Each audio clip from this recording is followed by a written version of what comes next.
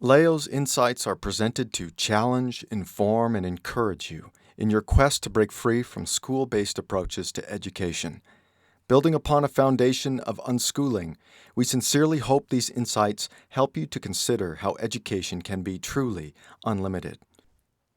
Let me list a few things about education that we generally accept without question. Have you ever heard an alternative to children starting school when they're 5 or younger, or having to continue attending over the next 12 or more years? Who questions the delivery of programming being broken into academic years, schedules, and subjects? What about a child having to learn to read by age 6, lest they be condemned as slow or handicapped? How about fixing the child that does not fit the school mold? Standards? What are they? Better still, does anyone really know what is actually being taught in school? How is it possible that a disconnected and distant government would be better acquainted with what your child needs than you? When did a trained, salaried teacher temporarily delivering a government-mandated program become better able to prepare children for their future than loving parents who know them intimately and who have a lifelong vested interest in their children's well-being? More to the point, where does the idea that children must follow government-accredited programming towards a high school diploma come from? Why do people believe that success is not possible without one?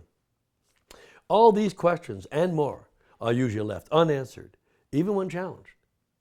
We find ourselves believing things because they are the only things we know, inasmuch as they are all we have been told, and usually the only thing we have experienced.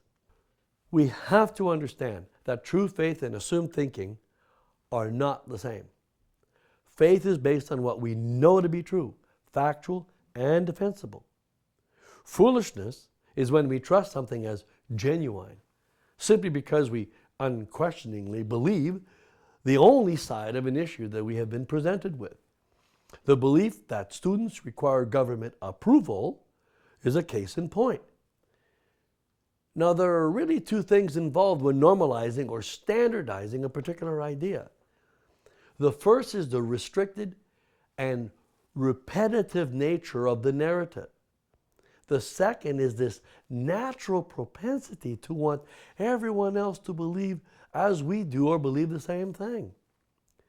If the story everyone is getting, whether it be true or error, misinformation or unsubstantiated belief, is all there is, it will naturally self-perpetuate with little tolerance for debate alternatives or disassociation from the narrative.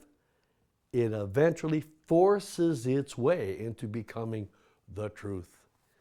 There's hardly a better example of this than the near ubiquitous belief that without government accreditation leading to a high school diploma, students will not be able to advance in life, go to college, or find work.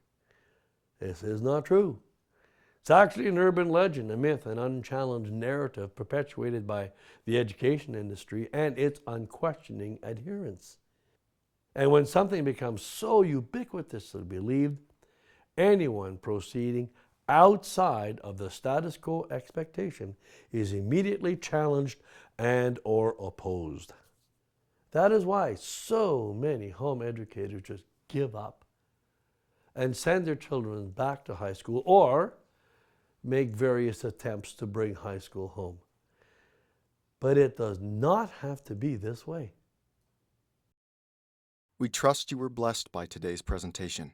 For more helpful information to guide you in your home education journey, please visit educationunlimited.ca and leogaumont.com. Be sure to like us and share us on Facebook.